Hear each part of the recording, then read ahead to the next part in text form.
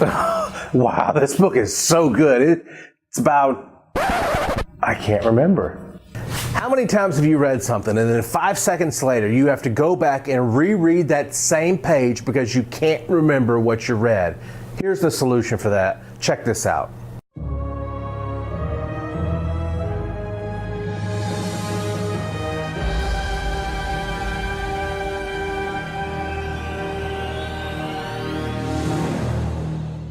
Hey guys, Ron White here. Now we've all been there. We've all read a page and then 2 seconds later we have to go back and reread that page because we have no idea what we just read. Here's the solution for that. And this process can be broken down into 6 easy steps. Let's start with step number 1.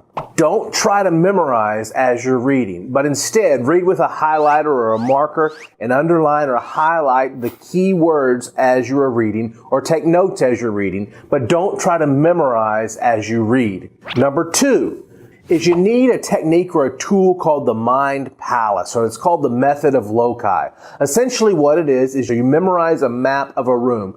Stand in the doorway of every room in your house and number 5 pieces of furniture in each room. The first room, you might 1, 2, 3, 4, 5. It might be desk, bed, TV, picture, plant. Then go to the next room and number that room 6, 7, 8, 9, and 10. The good things will be desks or chairs or computers or windows or showers or sinks. This is your mind palace, and this is actually going to hold the data that you are memorizing in the book. Which leads us to step number 3.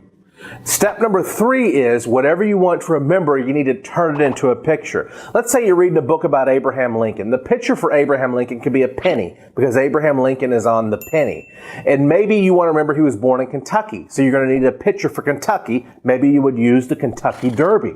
And maybe you want to remember he was the 16th president. You need to create a picture for 16 and you might use a car for that because you get your driver's license when you're 16 years old. So everything you have highlighted or everything you have underlined, you're going to need to create pictures for to remember those highlighted or underlined words.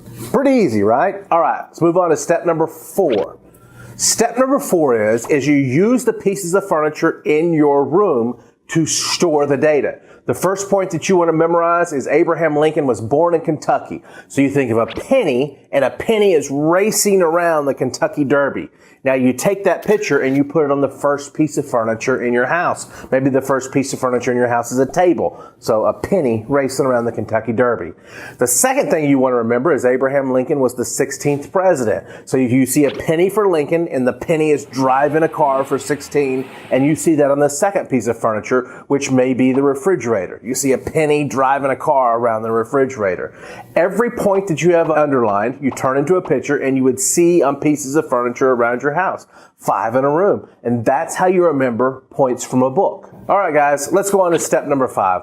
Step 5 is simply, if you want to remember 5 points from every chapter, you use 1 room to represent every chapter because you have 5 pieces of furniture in every room. If you want to remember 10 points from a chapter, easy enough. You just use 2 rooms to represent that chapter. And if you want to remember 15 points from a chapter, easy enough. You just use 3 rooms for that chapter. So those are the 5 steps that you need to memorize what you read. If you want to remember dates, like you're reading a history book, there is an optional 6th step. To remember dates, you need to create pictures for the date. For example, maybe you use a Cupid for Valentine's Day, for February. For March, you might use soldiers marching to remember the month of March. April showers to remember the month of April. So that's an optional 6th step, creating pictures for the months to remember important dates if you're reading a history book. So in recap, number 1, don't memorize as you read, but instead highlight or underline as you read. Number 2, create a mind palace, locations in room where you're going to store the data. Number 3, turn whatever you want to recall into a picture. See it as an animated image. Number 4, store those pictures on the pieces of furniture around your house in your mind palace to remember the details of what you read.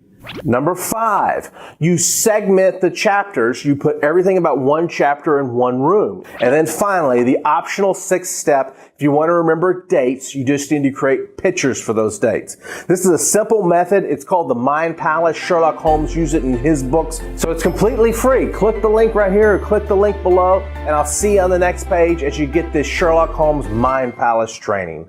All right, guys, thanks for watching. I'm going to show you some bloopers here in a second. But before you do that, click the subscribe button right here. You're going to want to get plenty more of these memory training videos. Click it right here and subscribe.